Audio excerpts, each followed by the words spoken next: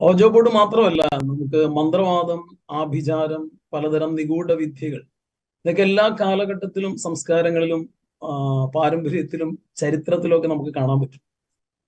അത് എല്ലാ കാലഘട്ടത്തിലും അത് ചർച്ച ചെയ്യപ്പെട്ടിട്ടുണ്ട്. ഒരു കാലത്തും ഈ രീതിയിലുള്ള പ്രവണതകളെ സഭ ഏതെങ്കിലും രീതിയിൽ പിന്തുണയ്ക്കുകയോ തെറ്റല്ല എന്ന് പറയുകയോ ചെയ്തിട്ടില്ല. മറിച്ച് ഇതിനൊക്കെ എതിരെ സഭ എപ്പോഴും വാക്കുയർത്തിയിട്ടുണ്ട്.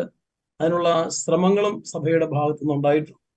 ഇതിന്റെ ഒരു പ്രധാനപ്പെട്ട കാരണം എന്താണെന്ന് വെച്ച് കഴിഞ്ഞാൽ, പൊതുവെ ഇങ്ങനെയുള്ള ഈ പ്രവണതകൾ, ആഭിചാരക്രിയകളും മറ്റു മന്ത്രവാദങ്ങളും ഒക്കെ മുളച്ചു പൊന്തിയിട്ടുള്ളത് ഭാവി അറിയുന്നതിനെ കുറിച്ച് എന്ന് പറയുന്ന ഒരു ചിന്തയിലാണ് കുറെയൊക്കെ രൂപപ്പെട്ടിട്ടുള്ളത്. മറ്റു ചിലത് രൂപപ്പെട്ടിട്ടുള്ളത് മറ്റുള്ള മനുഷ്യരെ തിന്മയുടെ ശക്തി ഉപയോഗിച്ച് നശിപ്പിക്കുക എന്നതിനെ പറയുന്ന ലക്ഷ്യത്തെ വെച്ചുകൊണ്ടാണ്. അപ്പൊ ഏതായാലും ഇത്തരത്തിലുള്ള പ്രവണതകളെല്ലാം സഭയെന്നും ശപിച്ച് തള്ളിയിട്ടുള്ള പ്രവണതകൾ.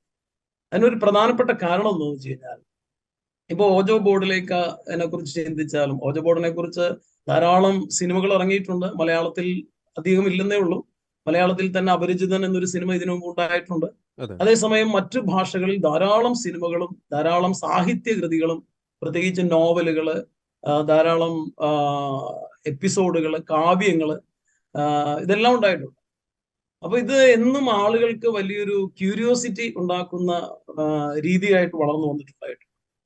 അപ്പൊ ഇതിനൊക്കെ സഭയുടെ ഭാഗത്തു നിന്നും തള്ളിപ്പറയുന്നതിന്റെ ഒരു പ്രധാനപ്പെട്ട കാരണം, ഒരിക്കലും ഇത്തരത്തിലുള്ള പ്രവണതകളിലൂടെ മനുഷ്യര് വിളിച്ച് വരുത്തുന്നതോ അല്ലെങ്കിൽ മനുഷ്യര് ഇതിന്റെ ഏതെങ്കിലും രീതിയിൽ സമീപിക്കുന്നതോ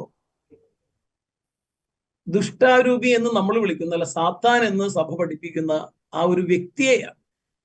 കാരണം സാത്താൻ എന്ന് പറയുന്നത് ഒരു പേഴ്സോണിഫൈഡ് സ്പിരിറ്റാണ്, വ്യക്തി രൂപവൽക്കരിക്കപ്പെട്ട ഒരു രൂപിയാണ്.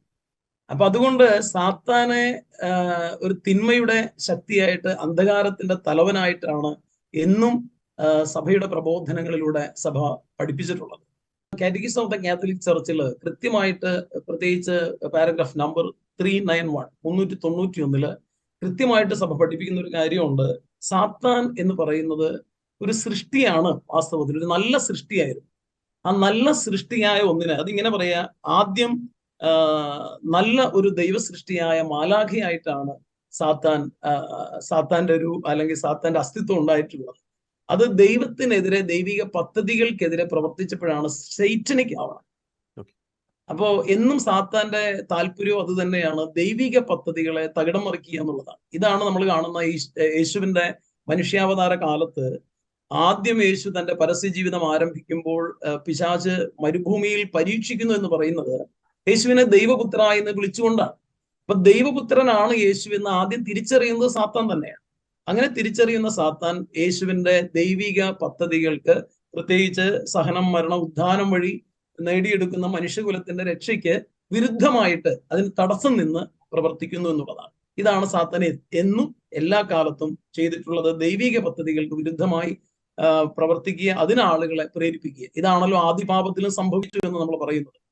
അപ്പൊ ഇങ്ങനെ പ്രകൃത്യാ തന്നെ നല്ലവരായി സൃഷ്ടിക്കപ്പെട്ടവരാണ് പിശാച്, മറ്റു ദുർഭൂതങ്ങളും എന്ന് 391 പ്രത്യേകം എടുത്ത് പറയുന്നുണ്ട്.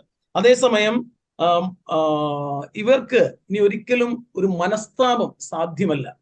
കാരണം എന്താ വെച്ചാൽ, മനുഷ്യൻ മരിച്ചു കഴിഞ്ഞാൽ മനുഷ്യന് മനസ്താപം സാധ്യമല്ലാത്തതുപോലെ പൈശാചിക ശക്തികൾ അതിൽ നിന്ന്, അവരുടെ നല്ല അവസ്ഥയിൽ നിന്ന് വ്യതിചലിച്ചത് കൊണ്ട് ഇവയ്ക്കും ഒരു മനസ്താപം സാധ്യമല്ല. എന്നും പിശാചികളായി തന്നെ അവ നിലകൊള്ളുന്നു എന്നുള്ളതാണ്. അപ്പൊ ഈ ഒരു അന്ധകാര ശക്തി എന്ന് പറയുന്നത് ഒരു അരൂപിയാണ്. അതൊരു ഏതെങ്കിലും രൂപം പ്രാപിച്ചിട്ടുള്ള ഒന്നല്ല. അരൂപി എന്ന നിലയിൽ തന്നെ അതിന് ശക്തി പ്രബലമാണ് താനും. ഇങ്ങനെ അരൂപിയായിട്ടുള്ള അല്ലെങ്കിൽ ദുഷ്ടാരൂപിയായിട്ടുള്ള ഈ ശക്തിയുടെ സ്വാധീനം എല്ലാ കാലഘട്ടത്തിലും, ബൈബിളിന്റെ തുടക്കം മുതൽ ഒടുക്കം വരെ നമുക്ക് കാണാൻ പറ്റും.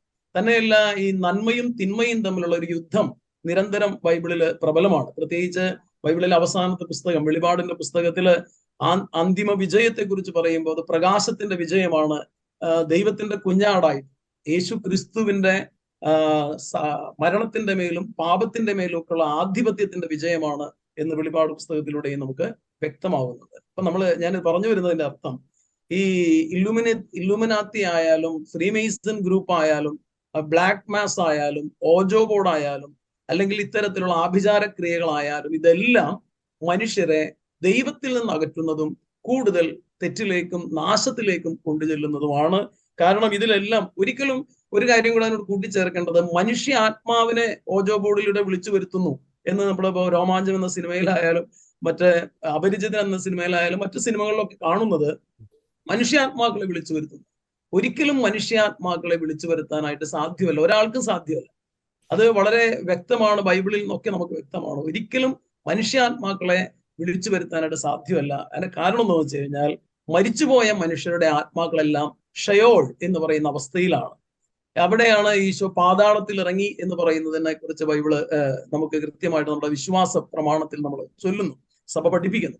അപ്പൊ അതുകൊണ്ട് മരിച്ച ആത്മാക്കളെ വിളിച്ചു വരുത്തുന്നു എന്ന് പറയുന്നത് തന്നെ അബദ്ധമാണ്. മരിച്ച ആത്മാക്കളെ ഒരാൾക്കും വിളിച്ചു വരുത്താനാവില്ല. പലപ്പോഴും ഈ ഓജോ ബോർഡിലൊക്കെ പേര് വെളിപ്പെടുത്തി വരുന്ന മനുഷ്യാത്മാക്കൾ എന്ന് പറയുന്നത് സാത്താൻ തന്നെയാണ്. ആരൊക്കെ ഇത്തരത്തിലുള്ള പ്രവണതകളിലൂടെ വിളിച്ചു വരുത്തുന്നു അതെല്ലാം സൈറ്റനിക് പവറാണ്, ഈവിൾ പവറാണ്. ഇനി ഈവിളും സാത്താനും തമ്മിൽ വ്യത്യാസമുണ്ട്.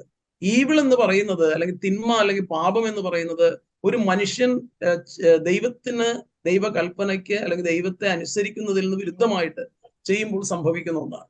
അപ്പോ ഈ പാപവും അതുപോലെ തന്നെ ഈ പറയുന്ന ദുഷ്ടതകളും തെറ്റുകളുമെല്ലാം മനുഷ്യര് ദൈവത്തിൽ നിന്ന് വ്യതിചലിക്കുമ്പോൾ സംഭവിക്കുന്ന കാര്യങ്ങളാണ്. അത് പാപമായി തീരുന്നത് തന്നെ സ്വതന്ത്ര മനസ്സോടെയാണ് മനുഷ്യനെ സൃഷ്ടിച്ചിട്ടുള്ളത് എന്നതുകൊണ്ടുമാണ്. ഒരു free will and full consent, പൂർണ്ണമായിട്ടുള്ള ബോധത്തോടും സ്വതന്ത്രമായ മനസ്സോടും കൂടെ ദൈവത്തിനെതിരെ, ദൈവകൽപ്പനകൾക്കെതിരെ മനുഷ്യർ ചെയ്യുന്നതെല്ലാം പാപമാണ്. അപ്പൊ ആ പാപത്തിലൂടെയാണ് ഒരു സൈറ്റനിക് ആയിട്ടുള്ള ശക്തിയെ മനുഷ്യരെ സ്വാധീനിക്കാൻ ഇടവരിക, അല്ലെങ്കിൽ സൈറ്റനിക് ശക്തി മനുഷ്യനെ സ്വാധീനിക്കാൻ ഇടവരിക. വിശുദ്ധ ജീവിതം നയിക്കുന്ന അല്ലെങ്കിൽ യഥാർത്ഥത്തിൽ സത്യത്തിലും നല്ല മാർഗത്തിലൂടെ ചരിക്കുന്ന മനുഷ്യരെ പിശാചിന് എളുപ്പത്തിൽ സ്വാധീനിക്കുക സാധ്യമല്ല.